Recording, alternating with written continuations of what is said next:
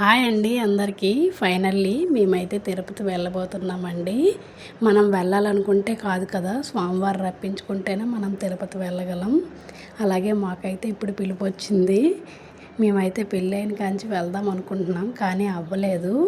ఇప్పుడైతే మా పాప పుట్టాకైతే మా పాపకు కూడా కొంచెం మొక్కు ఉందని చెప్పేసి ఇప్పటికైతే మాకైతే స్వామివారి నుంచి పిలుపు వచ్చింది.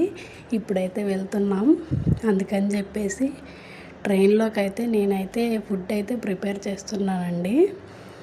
మాకైతే 2:30కి అయితే ట్రైను. అందుకని చెప్పేసి ఇక్కడ లంచ్ డిన్నర్ అయితే ప్రిపేర్ చేద్దామని చెప్పేసి 2:30కి కదా అని చెప్పేసి నేనైతే కొంచెం బద్ధకించేసాను ఫుడ్ చేయడానికి. తీరా చూస్తే టైం అయితే అయిపోతుంది. ఇంకా గాబరగా అయితే స్టార్ట్ చేసేసాను. ఇంకా ముందైతే పులిహోర ప్రిపేర్ చేశాను. పులిహోర ప్రిపేర్ చేసాకైతే పన్నీర్ కర్రీ కూడా చేశానండి.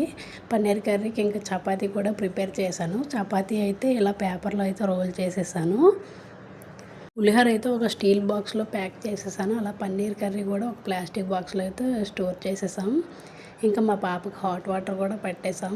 ఇంకా లగేజ్ అయితే సర్దుకున్నాం. ఇంకా వెళ్ళిన వరకు టెన్షనే, ఏమైనా మర్చిపోయామా అని చెప్పేసి.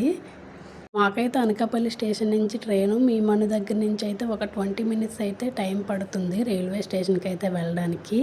మేమైతే ఒక హాఫ్ అన్ అవర్ ముందే స్టేషన్కి వచ్చేసాం.